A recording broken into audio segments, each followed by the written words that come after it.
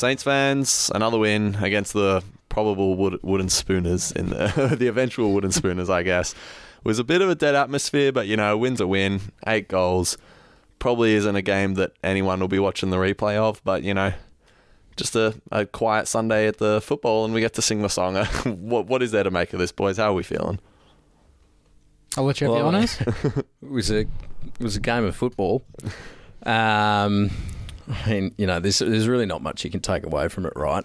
That I don't know if you saw, but that game has the lowest tackle count of any AFL game. And I found the exact game because people hate it when I pull figures out of my bum and make things up like Riley Bonner kicking 73 goals. 2006. 2006. Yeah. Round 9, Brisbane Essendon, 79 tackles. We placed 61. So read that as you will. But yeah, it was just a game of football. Yeah, it wasn't anything. You can't take anything from it, right?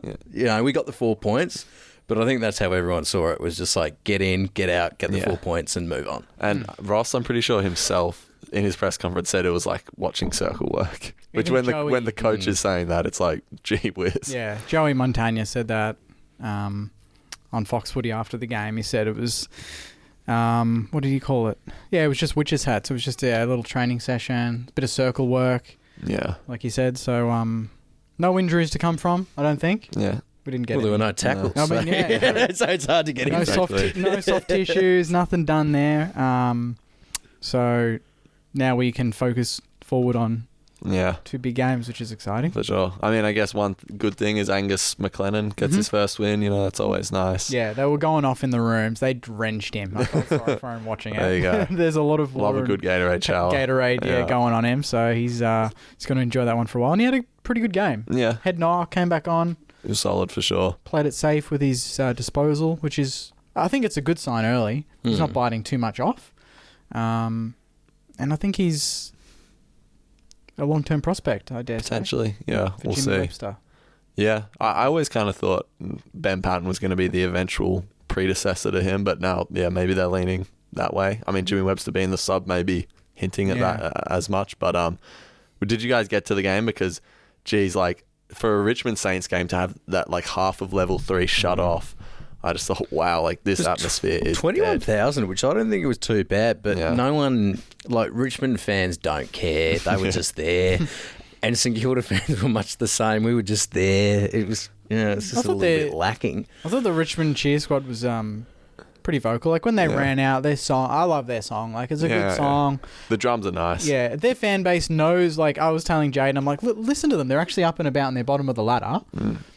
And he's like, yeah, because they won 3 flags in like 5 years. I'm like, yeah, true, actually. They're like, none of them are despondent or complaining because they know where they're at. They're going to get a million. I didn't even know the Richmond cheer squad was there.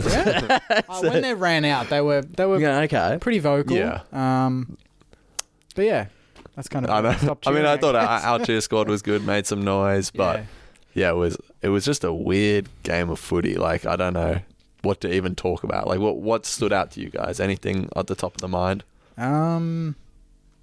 Yeah, how weird is that? Like, when you think of highlights, like, what was the... I mean, it was good to see Paddy Dow have a pretty good game. Yeah. Like, that was nice. Like, 20 and a goal. I think he needed that for confidence, and now I'm excited to see how he can build into the next 2 games. Yeah. Because I know people have been quick to jump on his back. I mean, we got him for nothing, first of all, so we don't have to... It's not like he's a big-name signing and we have to complain about paying overs and he's not performing. For sure. He's had no off-season. Yeah. And our midfield has been chop and change pretty much every week for the last 15 weeks. And his goal was nice. Yeah, his goal was really against nice. His brother, apparently. Yeah, he sold some candy to his brother. Yeah. But he said in the post-game interview he didn't even know it was him. If he knew it was him, he would have put something more on it. Do you know what? I'm going to be honest, because I heard that he was a laid out in the VFL, and I was like, so he's going to be a laid in.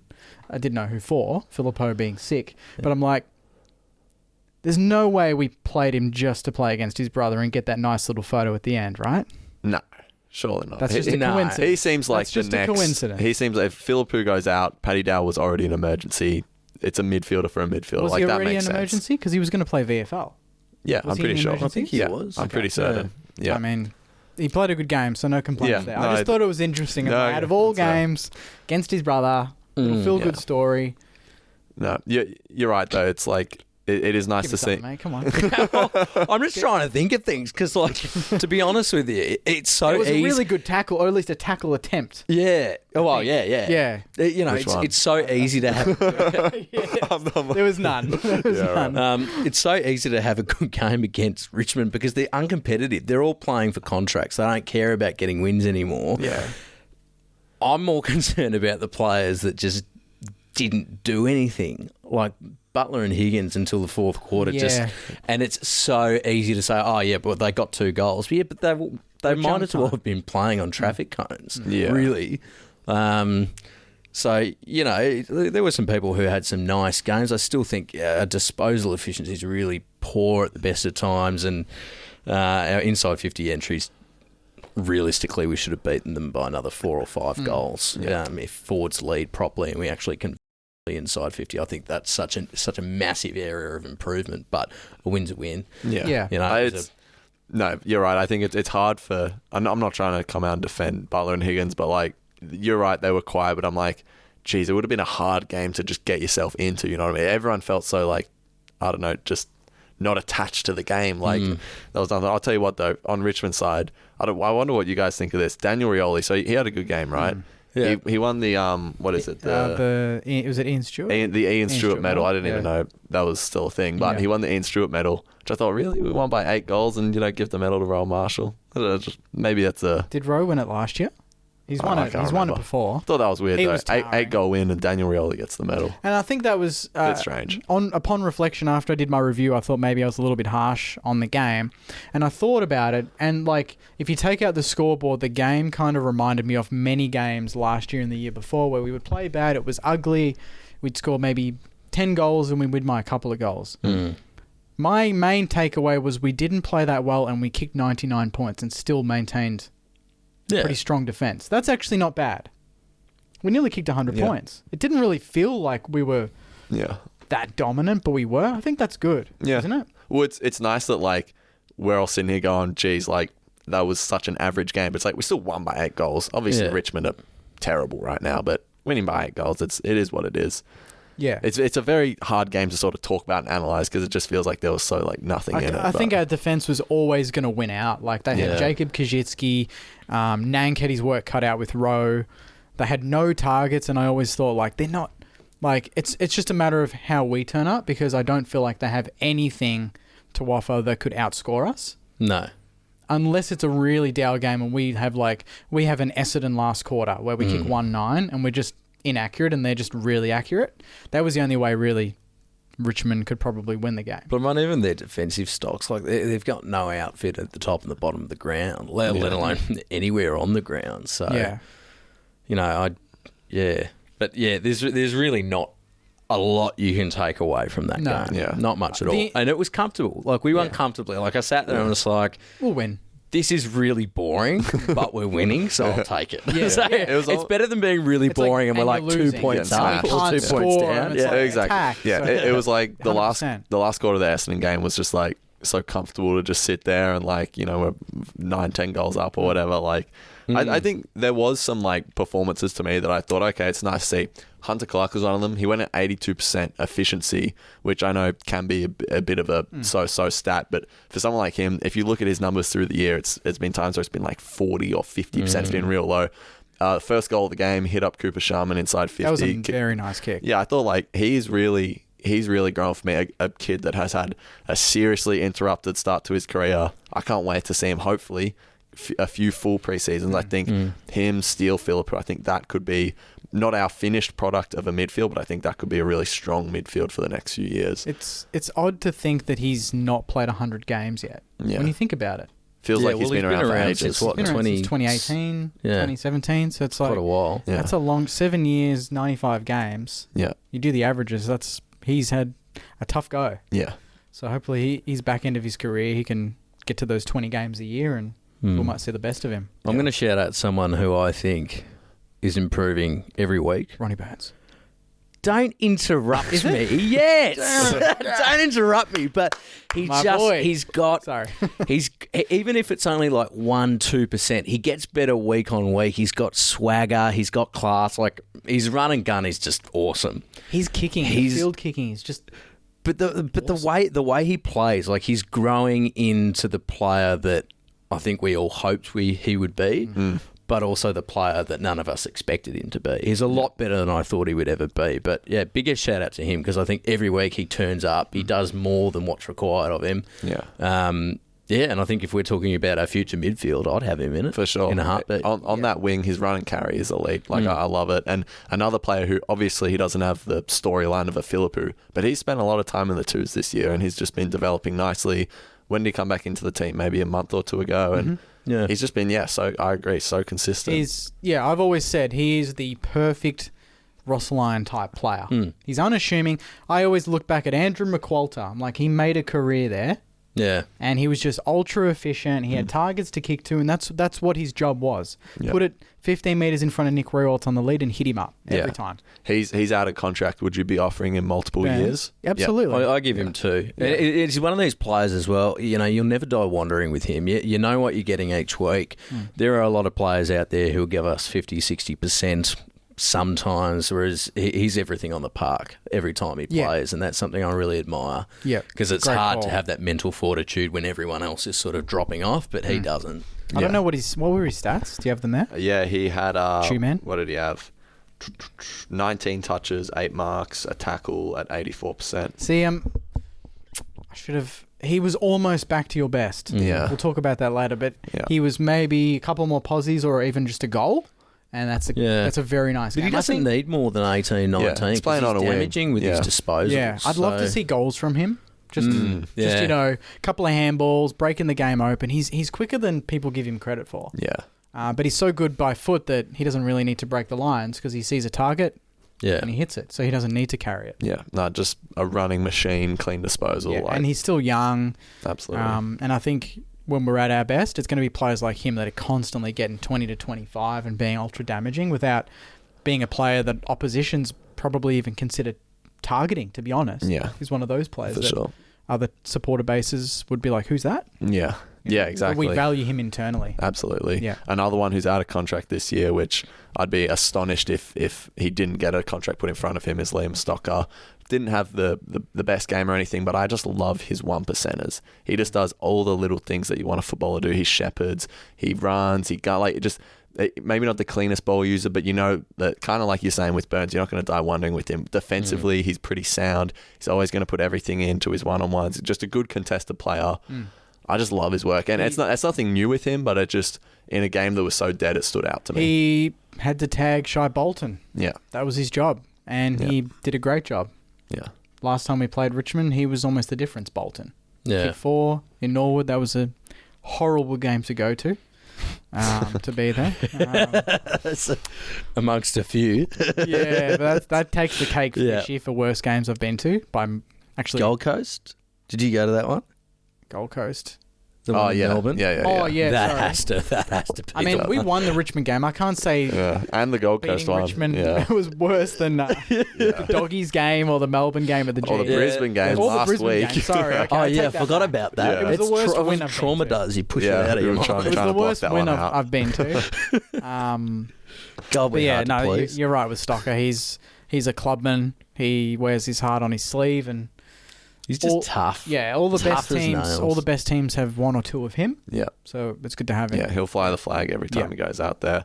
Last one from me. I talk about him all the time, so I won't go too long. But Tim Membry, 3 goals.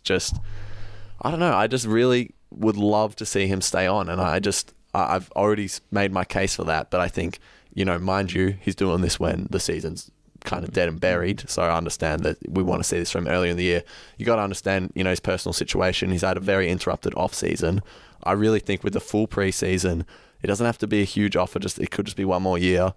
Him, Sharman, Caminiti rotating in that forward line, I think would be fantastic. I think it comes down to this is the most interesting, maybe / exciting off season coming up. Yeah, because it's going to be draft huge. hand, because of the potential trades we could make, but obviously the players that aren't signed. Which there's just so many out of contract. Yeah. So that's what I'm most intrigued about. And now it's very much, okay, Ross, what's the vision? You know, it's like it's in his hands. It's in our coach's hands now. Does he see people like Zach Jones, Tim Membry, Seb Ross, Brad Crouch part of the future? Yeah. Question marks there. And then I reckon in 2 weeks' time, we're going to know pretty quickly. Well, it's kind of funny because last year that was touted as the year of exploration, right? I would argue this has been the year of exploration. This is the year I expected us to have last year. For whatever, like I say, growth isn't linear. It's just one of those things.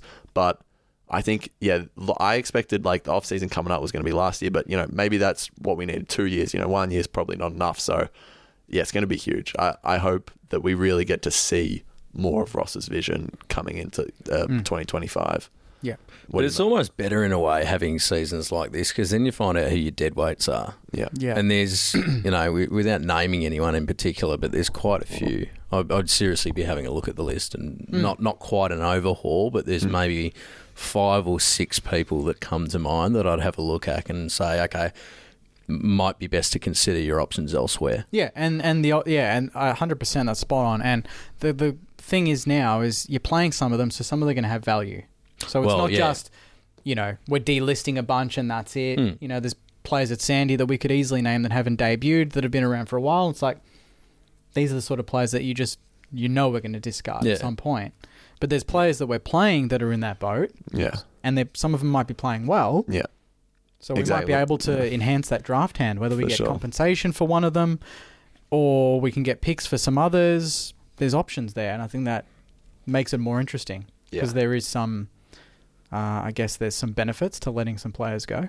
Yeah. Before we do Mosh back to your best, last thing from the game, just because I heard it in the Nasaya post-game interview, which was a great interview. Go check that out.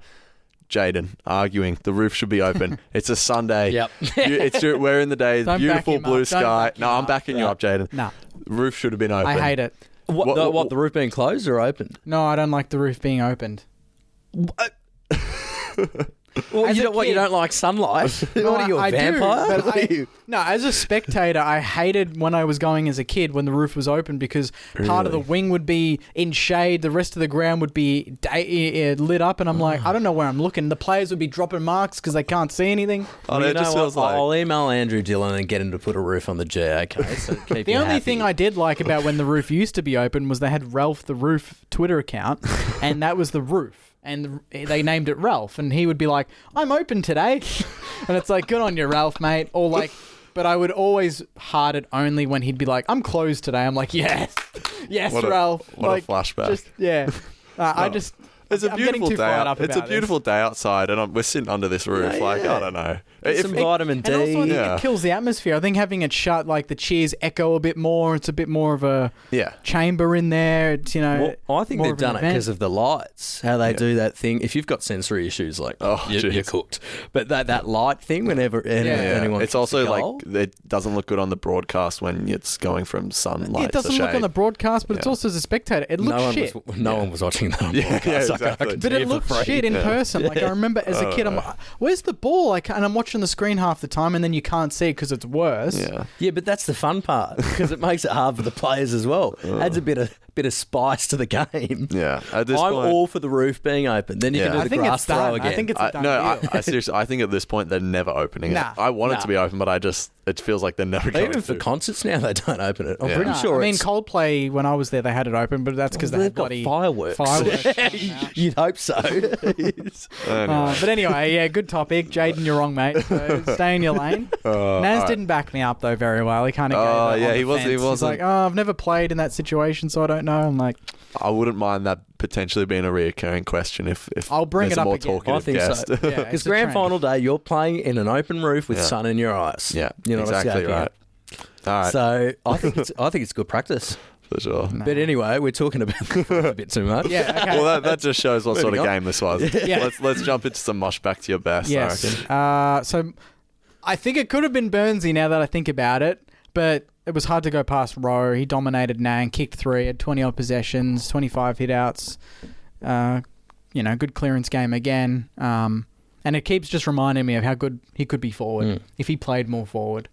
Yeah. Someone did tweet to me I think today saying, he wouldn't be good as a permanent forward. He needs to roam. That's how he creates the separation. But I think he'd be great permanent.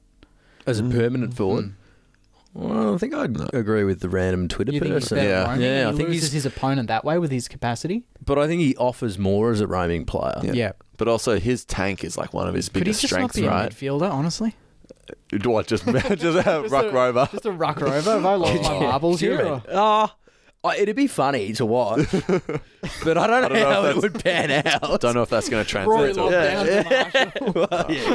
I mean, my grandma said to me yesterday, she said, you guys need to talk about Rowan Marshall every week on the podcast. It's hard not to when he's playing like he's that. just like, I mean, we pretty much do talk about him every week, as we should, right? Like, he's just probably been that one guy. He really should win the best and fairest this year. No, it's not he should. He will win the best if he doesn't, I'll My be post pissed. is already ready for it. Yeah. Well, there's no one else close to him. No, He's had maybe one poor game. Yeah. And it's a very, very long season. It's very hard to do that. He's had good years before, but he's also had Sinks and Steele and these guys to compete with. They've both been kind of down for the majority of the year while he's been up. He's going to take it comfortably. The voting, it's by halfway you'll know that he's won it, to be honest. But if we don't talk about him enough, we love you, Ro. He's just been unbelievable this year. Love everything he's doing. He has. So he wasn't back to his best. He's actually just maintaining his best. But he's still not in the All-Australian calculations, which I still think is crazy. Yeah. I mean, Cherry's making a push, but... Do you think Cherry gets it? He's just incredible. Yeah. I love watching North because he's playing. Cherry is... But he's not only one of the best ruckmen, if not the best, but he's one of the best players in the game. He's just awesome around the ground. So very hard to topple. Melbourne fans still think Gawn. I'm like, I think he's lost. I think with his cracked fibia. Well, it's because they're not going to make finals. So they're like, well, what can we look at? And it's like, okay, Gawn's going to get his 7th. I love Max Gawn, but not this year, guys. Not this year. Yeah. We could still finish above them, I know. Let's hope not. They're only one win ahead. The tank commanders aren't going to like that one. But anyway. Another bloke who, probably not back to his best, but, I just think should be applauded every week is Sinks. Another guy. Yeah, it was good. I say it every week, but just he's unbelievable. If we win a premiership in the next 3-4 years, he's going to be one of our top 3-4 players in that. So yeah, that 1-2 punch with him and Naz, we scored 48 points from our half back. Yeah, so that's a lot of points considering our margins this year and our score this year. So what do we think of that though? Him not being in the midfield, because he's a 2-time All-Australian halfback for me. I'm like, I know sometimes we just desperately need that support in the midfield, but when he plays off halfback, I mean, geez, I think it helps when Hunter Clark and Paddy Dow having good games, and that's okay because we saw Hunter Clark's delivery inside 50, and that kind of means Sinks. We don't need to rely on him to do that. So I'm happy with it. But again, it is Richmond, so the luxury was there to kind of let him roam. Maybe in the next 2 weeks, you'll see him rotate more. But that's the thing as well. We move him into the midfield out of desperation because other things aren't working. Yeah. And that's not how it should be. If we had players there in the first place, he wouldn't be going through the guts. If there's a sign that says midfield's comfortable, it's when Sinks isn't in there. Yeah. If he's in there, I think that's Ross thinking, shit, these blokes aren't doing what I want. Throw him in. Yeah. He's plan B. Yeah. He's not plan A. For sure. No, I agreed. Yeah. Join over 30,000 other guys in the Mosh Hair Regrowth family and get $50 off your first treatment plan with code Saints50 at checkout. Completely customized, totally online, and cheap hair regrowth solutions for $45 a month. Smarter hair loss treatment all starts with a quiz at getmosh.com.au. Let's get into some junk mail. I'm ready. Jake is junk mail. Jake is junk mail. Jake is junk mail. Jake is junk mail. This is the most prepared I've been all season. This one's from Cam. Just fix that. This one's from Cam Murray. Still a very normal name. Fair enough. On Sunday, Rob, Joey Montagna referred to Marshall playing next year as a forward backup ruckman, and St Kilda should aim to recruit a ruckman for 2025. I like the idea as he's quite a dominant forward, as evidenced on the weekend. What are your boys' thoughts? I guess we did cover this. I should have considered that, but well, yes, but who? Let's just say yes, but there's no one out there. Yeah. I mean, we've got Max Heath as well. Why would you go after? I want to debut Keeler. Get it done. He kicked 3 on the weekend. I still want to see Heath. I want to see Heath before Keeler. I want to see both in one game. Let's go. Oh, I mean, that'd be exciting. It's probably not going to happen the last 2 games. I know. I'm saying some very random things today. This one is from Tawunda79. Freo hubby has identified Will Brodie as a mature age prospect at Freo. Should we consider Will Brodie? Pretty honest player. He's not your A grader, but he's similar in the way you say with Byrnes. You kind of know what you're going to get, right? Okay, but why would we get him over someone like James Peatling? Well, I don't know James Peatling. James Peatling plays for GWS and he's having an incredibly underrated season. Out of contract. Very, very good midfielder. So no, I don't think so. Yeah. I don't think so. He's serviceable at best. Yep. No to Will Brodie. It's just not anywhere near on my priority list. Yeah. I don't know. He's a no-name player. Let's be honest. He just replaced a bloke we've already got playing that role. Yeah. This one is from Nick. How do you... Nick. Wait, where's his name? There, Nick. Nick 2-seat-13. It's not bad.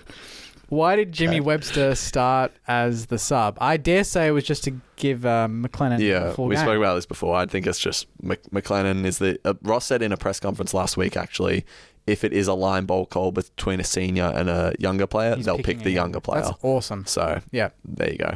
On your Ross. Speaking of younger players, Rosie Gard is asking, is there any way of squeezing Garcia in for the last 2 rounds, killing it? I actually don't think they can ignore the game he just had. No It was like off the charts. Well, it was better than Levi Ashcroft. It was, He'd be seething about that AFL post.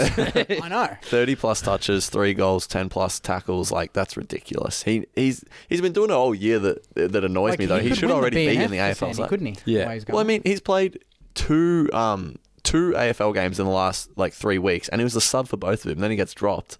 I'm like, come on, I don't know. He's and the 2 games he played was GWS when he was good, and then he played the Doggies game when we got pantsed. So he hasn't had a whole lot of luck in the games that he's been in. Yeah, and Richmond VFL got some stock, didn't they? Did they have Jagger playing for him? Yeah, they did. Yeah, and, okay, so they had some first rounders. Yeah, So they're not exactly, No, he was up against Garcia. Some players. Yeah, I think this week's the week. Please, him and Filippo back would be nice. Chad says, does the number 1 look odd on Jack Higgins? His broad back needs a higher number. Does he need... That is a bizarre gripe. I mean, honestly, I don't know why he ever went off 22. 1 does look odd, though. I do agree with that. Yeah, when I look at him, like, he needs 2 numbers. I've never noticed it. He needs to be...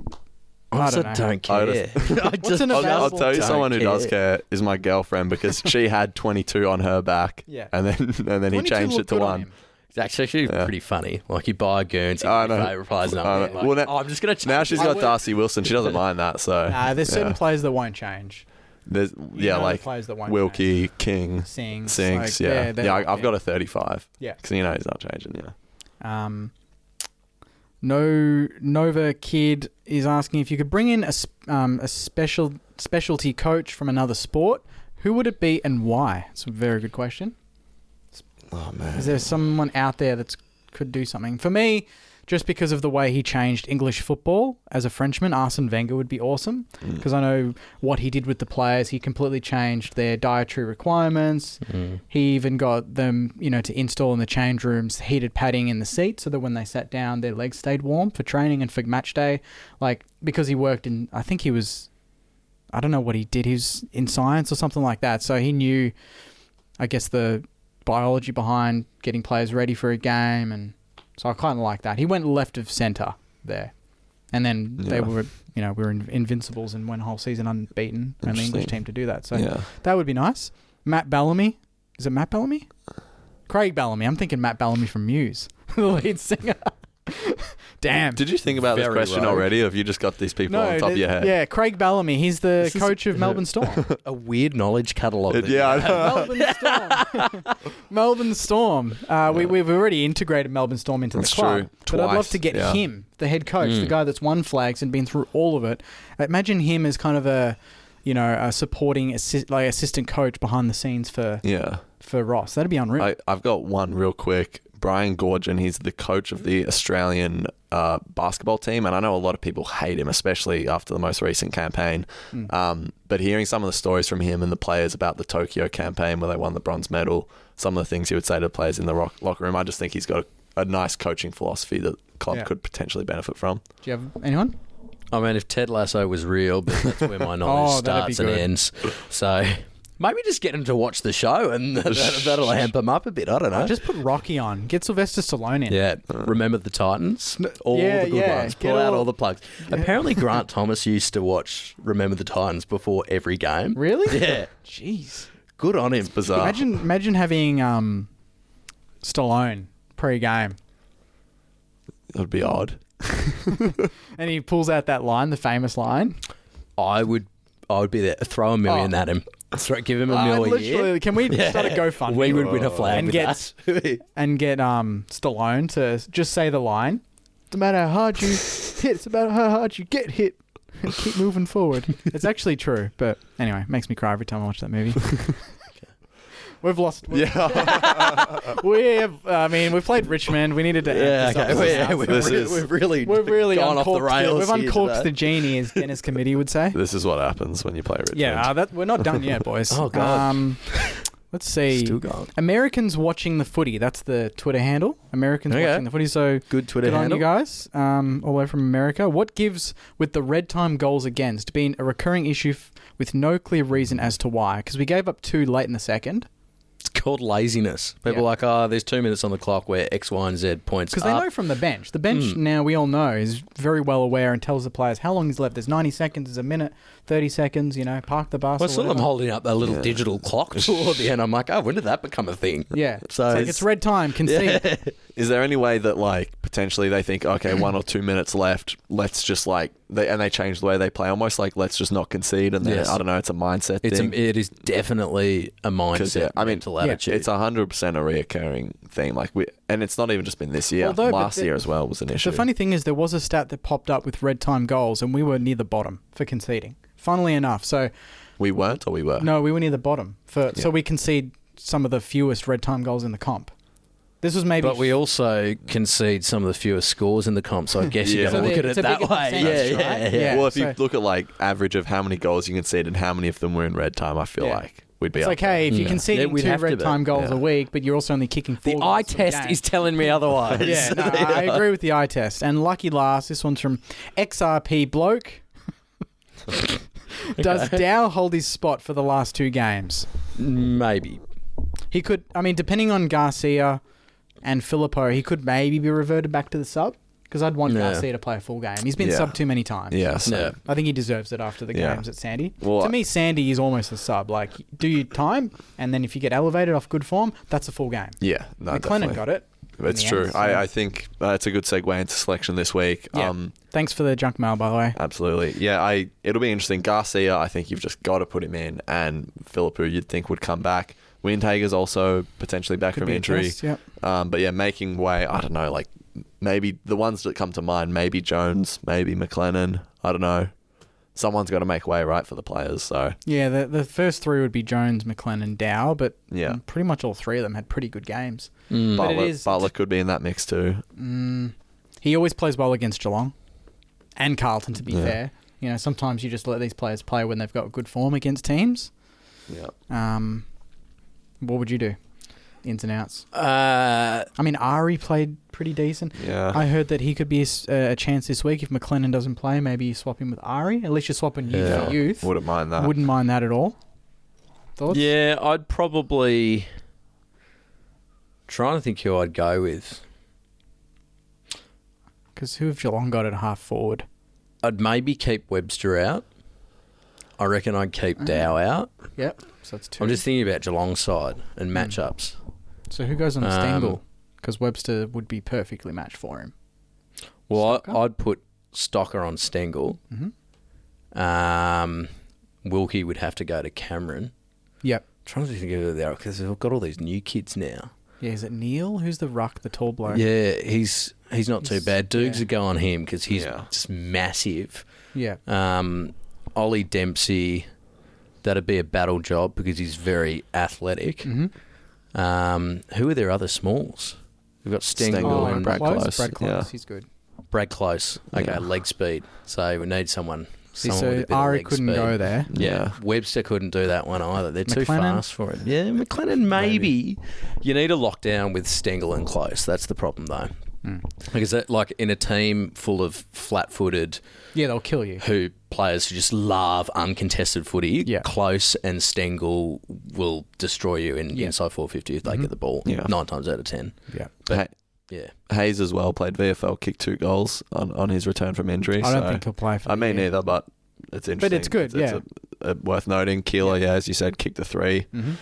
I don't know, there's a lot of... It won't make many, if any. It'll be 1 or 2. Like last week, like we were talking about, we got flogged and we made 2 changes. So. It could well be McLennan and Webster, and then you bring in Filippo and Garcia. Yeah. Well, they'll be looking to bring in leg speed because that's how you expose Geelong.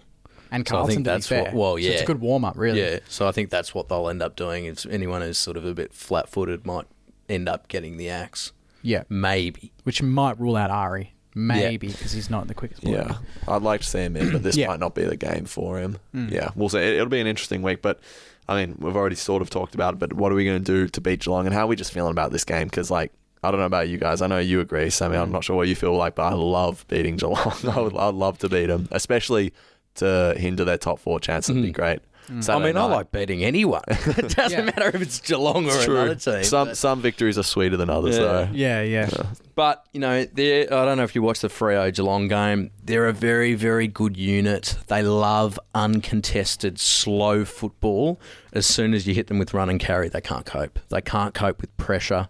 Where they will kill us, though, is if we have a bad turnover game, they will absolutely slice us up. Yeah, they're clean. That's what they did to Freo. That's what they've done to a number of other teams this season. But, yeah, where you can expose them is speed, run and gun, particularly in the midfield. Their midfield's very, very weak. Danger looked good against Freo. Danger, wound back the clock a bit, but he's still slow. Does Steele go head-to-head?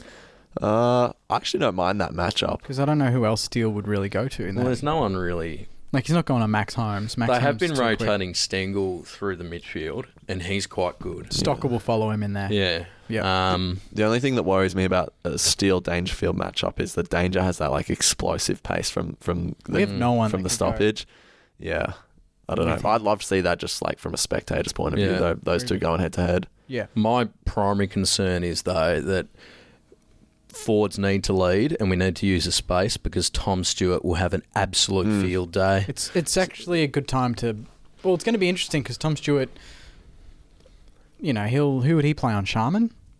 And remember... Yeah, Sharman, Caminiti. When we had King in the last 2 or 3 times, Sharman's job was to go on to Tom Stewart and basically play as a defensive forward.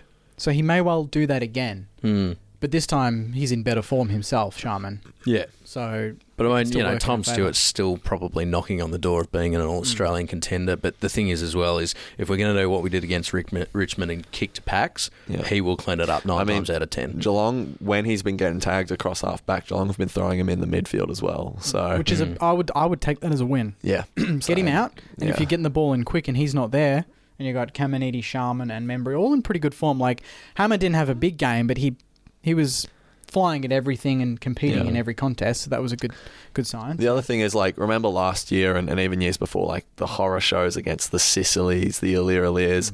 I feel like we're a little bit past that. Like, I think we've found a way to maybe, I don't know, we haven't played a game like that this for a time while, next I feel week. like. So no, I'm just saying, like, Stewart, 45 possessions, 13 marks. It's definitely, we gave possible. Thatcher a career best game earlier in the year. We gave Rioli a very good game on the weekend. Past us. I'd love to see us like continue that trend and hopefully shut him down. And definitely attention needs to go into him, but I think it's going to be an exciting game. Yeah. Just as I think as a neutral watching, I think everyone's going to. We always have pretty good games against Geelong. Like they're never terrible. We played them in round 1, and that was a great game. Yeah, that was fun to beat. That was in Geelong when we notably, you know, we don't generally go very well. Yeah. Last year we beat them at pretty much this time of the year, and it was our best win of the year to really kind of make finals a reality. And then Carlton. Oh man, damn. They're going to be big games. We've spoken about it already, but it'll be a great way to... It is a great way to finish the year, regardless of result, just to have some like competitive, challenging games against big teams contending for, you know, final spots and stuff. So yeah, and it'll be exactly right. It'll be good for the boys to play in front of a big crowd after the atmosphere on the weekend. Is there an expectation that we want to win one of the next two to really just? I want to win both of them, and I think they're both gettable games. Like, Geelong are doing pretty well, but they're kind of just going along at the moment. And then Carlton, the wheels have fallen off. It's a disaster for them. It just depends on what team they field, to be honest. Exactly. We don't know. 6 injuries from the weekend, so we'll see how that pans out. But, ideally I'd like to win both. And I think I wouldn't say we're good enough to win both, but we certainly have the leg speed and the run and carry to put them both to bed because they both hate those sort of games. Yeah, it's one of those things where it's like on paper we're probably not the best team, but when you look at what can exploit the opposition, our strength is the most important thing in these games. If we can bring that and bring that leg speed, I wish we had Liam Henry in these games. Yeah. Just that little extra spark. Yeah. But this is where Brad Hill, Burnsy, Wood, Sinks, Naz. Yeah. If they can get going, we're gonna hurt these two teams.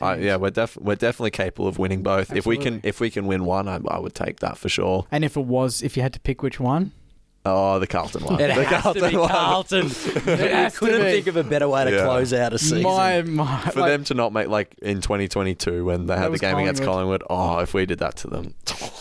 Oh my! Well, I mean, let's assume the entire AFL world. The entire AFL world is behind us. Yeah, in the next 2 weeks. Games, that game will sell out. If their season hinges on that game, which I think it might at this rate, that game will sell out. Yeah. And Saints fans, make sure you get down to that as well. Because there's going to be so many fans. The fans will be almost the most important thing in that game because if the players are struggling, they're going to be up and about. There's nothing worse to me than, like, we're playing at Marvel, but it's our away game, and it feels like there's no Saints fans. Like that Essendon game, round 2 or 3 this year. It's one of the worst footballing experiences I've ever had because I was just surrounded by Essendon fans in general admission. So get down on the Carlton game. Also this week, important to note, it's like the Saints say thanks to the members game. So get down to that one, obviously. So that should be good. Hopefully a big crowd. Last time we have a home game for the year. So get down, support the boys. Prime time as well, so enjoy it. Saturday prime time. We don't get many of them. No, Sunday after that. So back to the Sunday slot against the Blues. As in the day after? No, the week after. Sorry. Yeah. The day after. Oh, yeah, that was released this coming I won't be conscious. I forgot it's a Sunday game. Imagine Sunday coming in, Oh, yeah. I really thought they were going to throw us on Saturday night for that. But I think they're regretting it now. They really just want to ruin our Mondays. Monday's going to get ruined. Because Port Freo is the final game of the season. And to be honest, that is a big game. Because if Freo losing has helped Carlton. Because if Freo lose the next two, because they've got the Giants, I think, and then they've got Port, two very hard games. If they lose both and Carlton win one, Carlton are in. Yeah. So Carlton fans are barracking against Freo for the next 2 weeks. Yeah, and un-Saints related, but it was a pretty good weekend of footy. Like that Saturday was fantastic. Shout out to footy this year in general. My God, what a set! Bar us and a couple of others. What a season of football. It's been unreal. And this weekend was amazing. Perfect weather. Friday Essendon night go as well. down, Collingwood go down, Carlton go down, Saints win. Perfect weekend. Yeah. What more could you want? What more could a man ask for? A Saints, don't answer. Saints premiership. Like you're thinking, but don't answer. Don't ruin this moment for me. Flashbacks. Yeah. No, definitely. But I think leave it on that, lads. Unless you got anything else. Yeah. No, I think get to the game. We only got 21,000, I think, yesterday. Sure. So this game demands 30 to 35, maybe even 40 to be always honest, get to the game. Squeeze it. Yeah. For sure. Kids go free. Is it for this game for the next 2 weeks? Under 14? So, maybe. It's definitely the Carlton game. Okay. 14 or under go free, I believe. Okay. Yep. That's good for me. So I don't know. I don't know about this weekend, but yeah. Yep. Well, get down and see you next week. Yep. Can you Saints? Go Saints.